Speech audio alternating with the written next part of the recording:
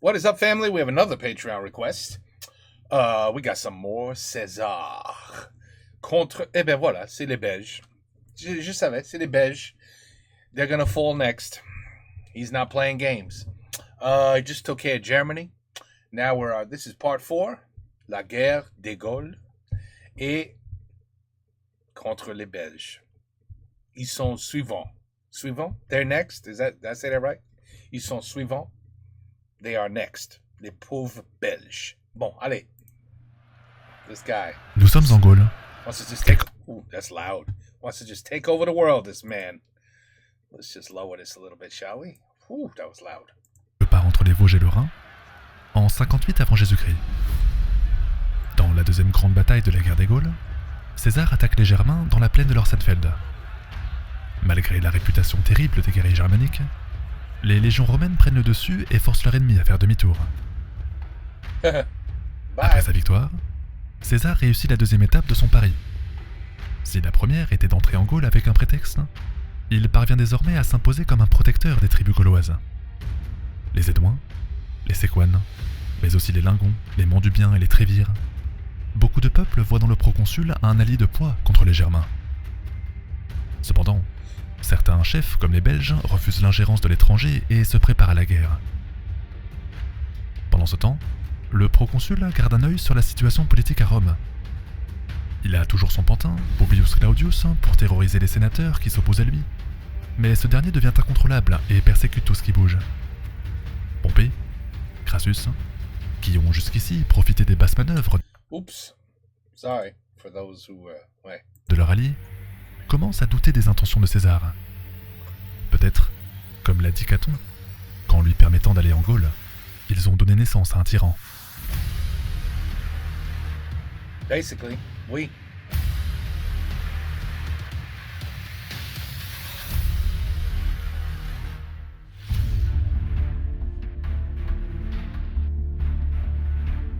Pendant l'automne 58, au-dessus de l'actuelle Franche-Comté, César fait hiverner ses légions sur le territoire des Séquanes. Immédiatement, la nouvelle de la grande bataille contre les Germains fait le tour du pays. Les Suèves, contraints de repasser le Rhin, les Romains occupant la région désertée par Ariovistes, les Gaulois du Nord-Est qui viennent remercier César de les avoir aidés. Tous ces événements suscitent des réactions. Comme nous l'avions dit dans l'épisode précédent, les tribus de Gaule ont pour tradition d'élire un peuple patron, ou principatus en latin.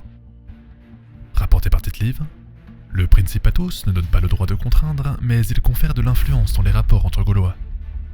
Ce titre étant dévolu aux Édouins, et les Édouins étant dirigés par le très pro-romain Divicacus, la plupart des Gaulois semblent s'accommoder de l'ingérence de Rome. La plupart, sauf les Vénètes, sauf les Belges, sauf de nombreux druides, guerriers et chefs influents qui ne profitent pas du commerce avec les Romains. Malheureusement pour eux, les Gaulois n'ont pas de gouvernement national et chaque tribu agit séparément. Les Belges, par exemple, exigent le départ immédiat des légions romaines mais ne consultent pas leurs voisins avant de prendre les armes. Pour les Édouins, pour les Séquanes, pour les Lingons et les Trévires, si la Belgique repousse les Romains, plus personne ne pourrait les protéger contre l'émigration germanique. Côté romain, cette situation tombe à point nommé.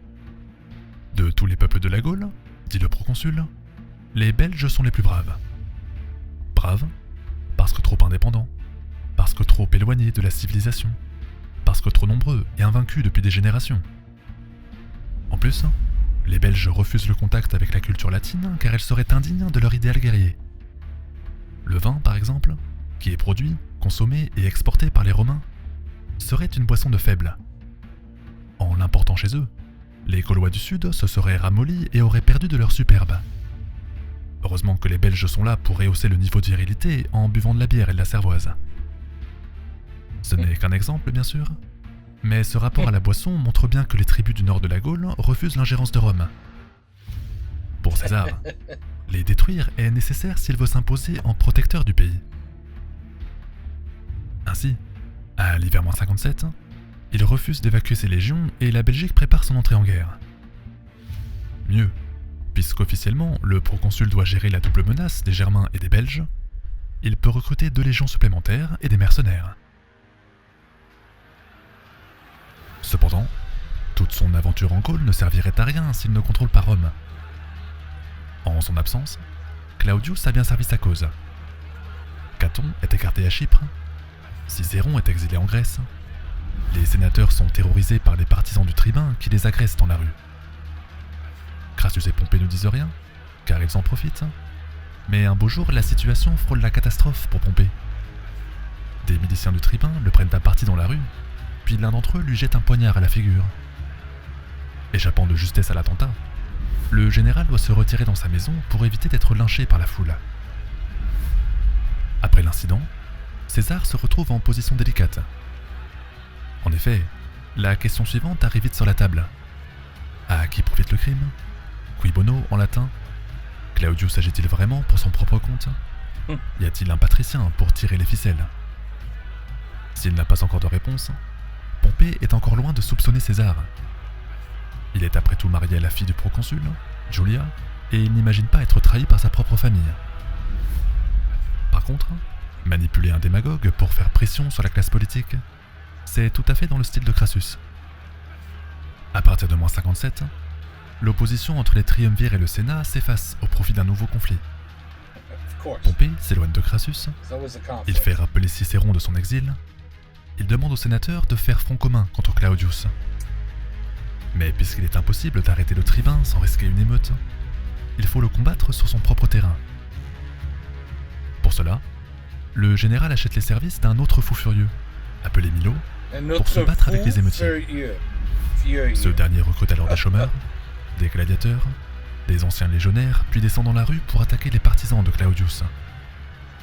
Cette année-là, la capitale sombre dans la violence. Bien sûr, César approuve et soutient officiellement les choix de Pompée. Certains vont jusqu'à dire, mais on n'en a pas la preuve, que c'est le proconsul lui-même qui a conseillé Milo au Sénat. C'est suffisant en tout cas pour échapper aux suspicions. Du moins pour l'instant.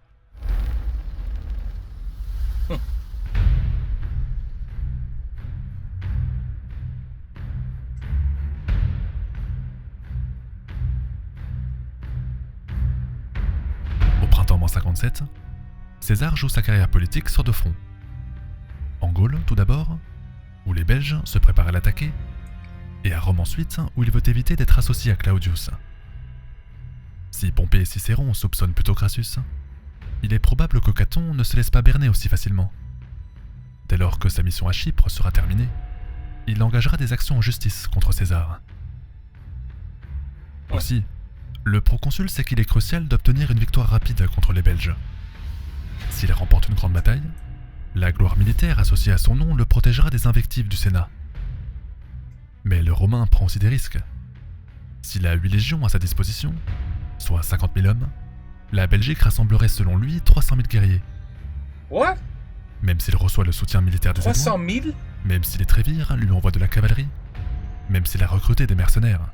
Hold on. Attends. S'ils battent les Belges with an army 6 fois plus petit, I mean, come on. You gotta give him all the credit in the world. He's a genius when it comes to strategy. If he pulls this one off. I mean, come on. Difficile de remporter une campagne à 1 contre 5. Ouais. Cependant, comme les Gaulois n'écrivent pas leur histoire, le proconsul peut exagérer les faits sans être contredit par ses contemporains. La Belgique est en effet un groupe très hétéroclite et le chiffre de 300 000 est sûrement faux. Ah. Il y a des peuples germanisés, comme les Aduatuques, les Épurons ou les Ménapiens. Il y a des peuples celtes, comme les Rèmes, les Suessiens ou les Ambiens. On trouve aussi des populations issues de mélanges, comme les Atrébates, tournés vers l'île de Bretagne, ou les Nerviens, situés au carrefour des influences. Grosso modo, nous pouvons dire qu'il y a des Belges occidentaux, qui ont des origines celtes, et des Belges orientaux, qui sont des Germains, mais qui ont adopté les us et les coutumes celtiques. Et mis à part la culture, les tribus belges sont aussi liées par leur famille dirigeante.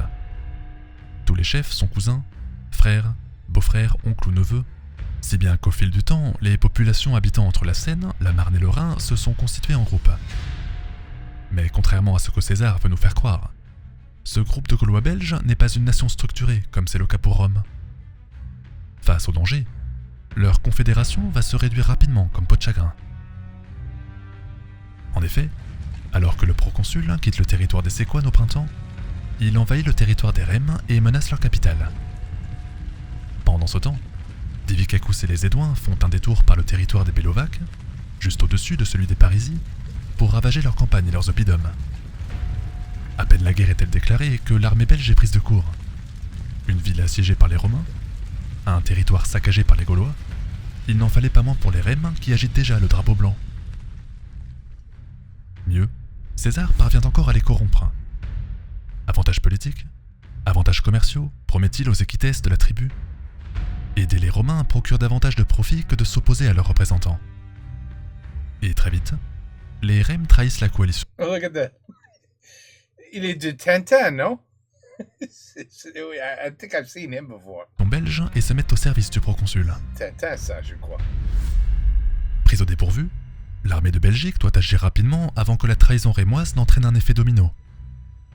Elle se met alors en marche sur du Rocortorum, aujourd'hui Reims, mais César l'attend derrière l'Axona, ou la rivière Renne en français. Après une marche forcée, et se sachant en infériorité numérique, le proconsul choisit la défensive. Il place 50 000 hommes en face d'une zone marécageuse, orientée de telle façon pour avoir l'Axona sur les arrières. Maximisant ainsi le terrain, il n'a plus qu'à s'enfermer en construisant un camp et un fossé pour se protéger sur la droite. Le plan du Romain est le suivant. Attendre que l'ennemi se jette dans les marais, puis déclencher une pluie de projectiles sur l'assaillant. Ces mercenaires comme les archers crétois ou les frondeurs baléares jetteront des flèches et des pierres. Ces légionnaires lanceront leurs javelots et leurs pilums. Si tout fonctionne, les Belges devraient s'épuiser sur un terrain difficile avant d'être engagés au corps à corps par les Romains. Mais les Belges, ils avaient 300 000 ou non? C'était vraiment 200 000? I mean, what was the real number? That's very important. Problème, l'armée ennemie n'est pas dupe. Elle sait pertinemment que l'attaque frontale sur les légions va lui coûter en hommes. Par contre, si une partie de l'armée passe non pas par les marais, mais se fraye un chemin par la rivière, il pourrait couper la voie de retraite de César, couper ses communications et affamer ses troupes jusqu'à ce que mort s'en suive. Mais les confédérés hésitent. Ils ont appris que les Édouins ravagent les terres des Bellovaques et que leurs terres sont sans défense face aux pillards. Oppidum brûlé, campagne à feu et à sang, richesse volée. Si les Belges ne gagnent pas rapidement contre César, ils ne pourront pas revenir à temps pour défendre leur famille. Pas le choix donc. Il faut prévoir une attaque de diversion en traversant l'Axona, mais l'idée d'un assaut principal sur les marais se maintient. Oh, really? Malheureusement, la céléritas du général romain les empêche de réussir. À la seconde où les éclaireurs signalent une tentative pour passer la rivière à l'ouest, César emmène les archers crétois, les frondeurs baléares ainsi que la cavalerie numide pour les combattre. Pour des phalanges qui se déplacent lentement, l'affrontement tourne au véritable carnage. Volées de flèches, pluie de pierres, charge de cavalerie légère, l'opération est un échec complet pour les Belges. Alors que faire? Attaquer sur les marais, forcer la traversée, jouer sur la masse pour venir à bout de l'agresseur. Le problème, c'est que si les pertes sont lourdes, plus personne ne pourra défendre le territoire contre les Édouins. Certains voudraient attaquer, d'autres se montrent prudents. Les chefs de tribu se déchirent et plus personne n'est d'accord. Les Belges font alors demi-tour, mais ils le font en désordre. Forcément, les cavaliers romains les poursuivent et les massacrent. Sur plusieurs dizaines de kilomètres, on peut apercevoir une traînée de cadavres, de soldats et de villages détruits. Peut-être qu'après une demi-bataille, les Romains ont déjà gagné la guerre. Wow. Ben dis donc.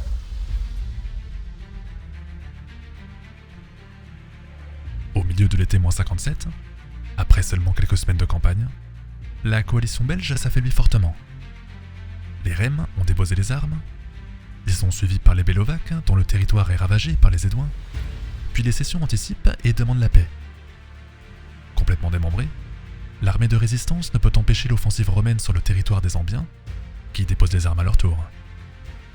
Néanmoins, les Nerviens, les Viromanduins, les Adotuques et les Atrébates ne baissent pas les bras.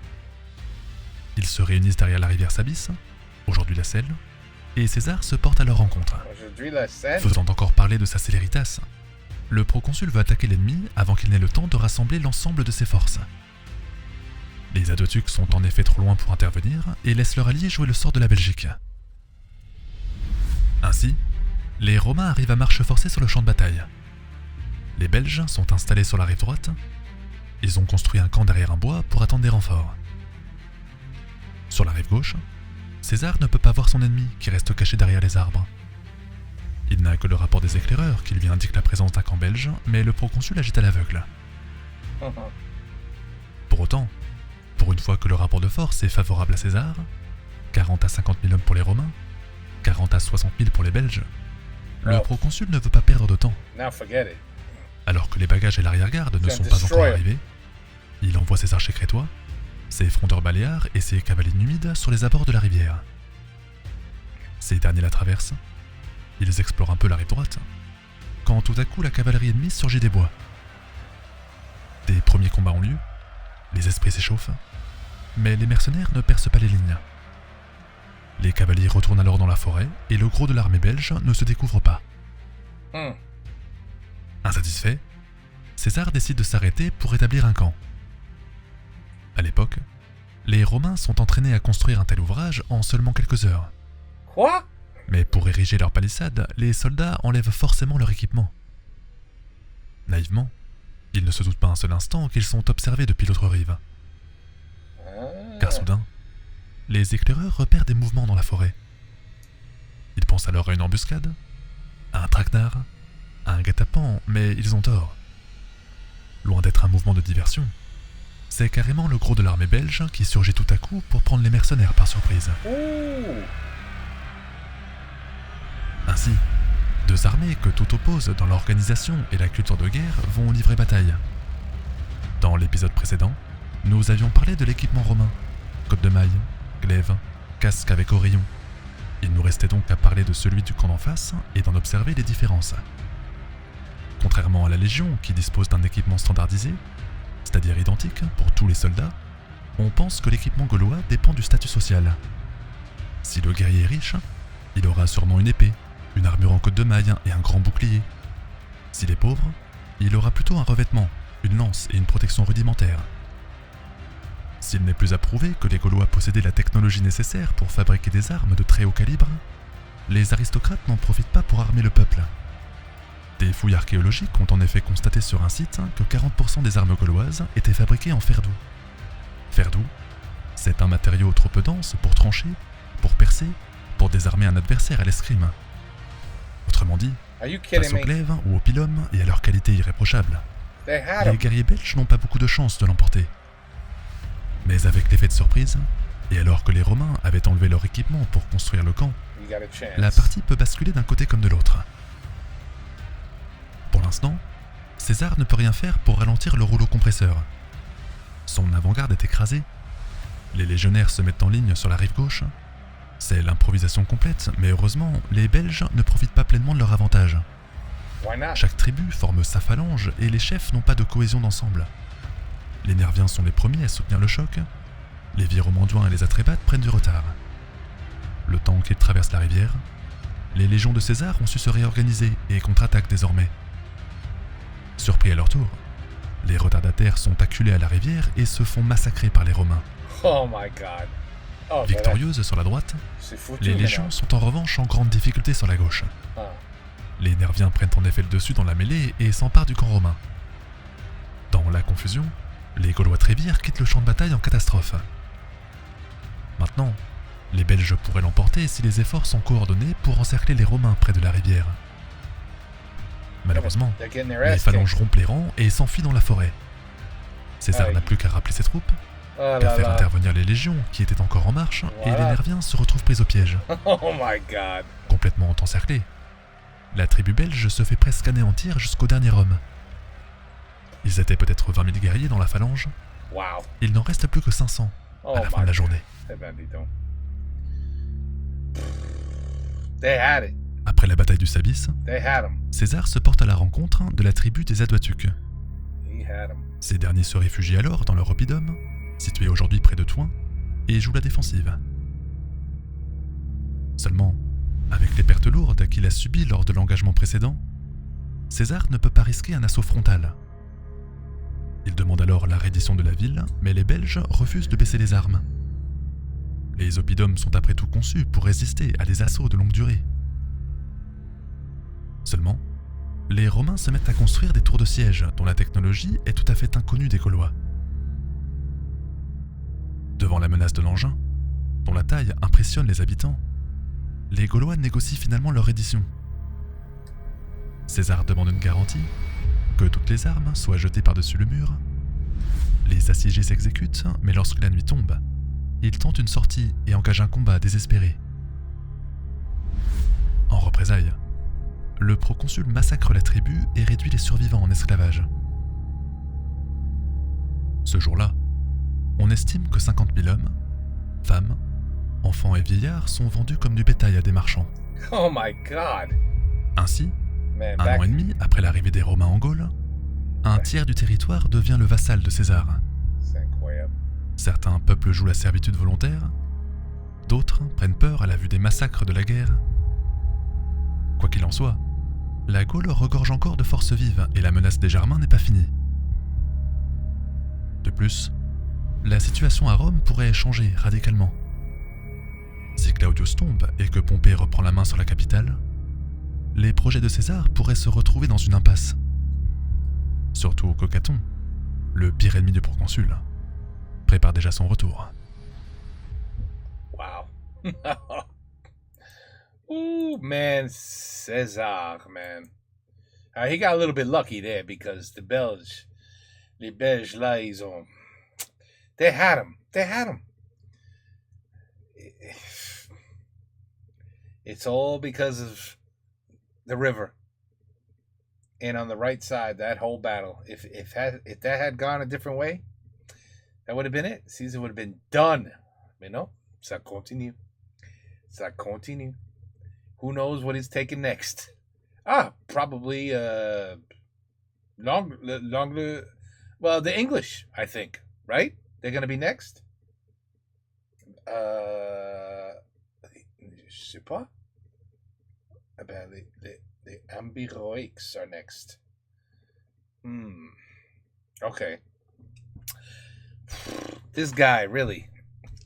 You gotta give him credit. You gotta give him credit. He knew how to run an army. You gotta give him credit. But all the sneakiness and it's just just zero empathy for living, just for mankind, men, women, children. I mean, it's just amazing how if you were in the way, you're dead. Just slay them all. Take down the villages, burn down the houses, kill all the women and children. No big deal. That's just how we do it in the year 58.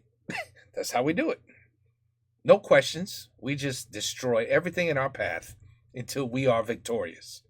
It's just amazing how just, I mean, has that much changed? I don't know. They say Russia has attacked 7% of Ukraine's military. So every time Russia has attacked Ukraine, 7% of the time, it's to go after their army, their military, their tanks, their planes, that whatever it may be. 7%. 93% attacking hospitals, schools, residential areas, civilians. So you see, trying to kill out their electricity so they freeze in the winter. Utility buildings, just destroy. That's their main goal, is to make Ukraine suffer and basically, wave the flag like, hey, we can't survive like this anymore. They're not even interested in attacking the military. So has the mentality really changed? Let's see, 58. About 1900, about 1,980 years ago, around there. The same mentality of basically Putin. It's crazy, right? Like they're just let's attack the civilians, forget and schools and hospital. That's what we should go after. So I guess I just answered my own question. Not much has changed, sadly. But you got to give Caesar credit. This guy knew how to run an army. I'll tell you that. Anyway, ben voilà. And now we wait for part 5 and see who he destroys next. But I mean, eventually he's gonna get stopped. So we got to see who. Somebody stopped him eventually. Anyway, we'll find out soon. Take care. Peace out. À la prochaine.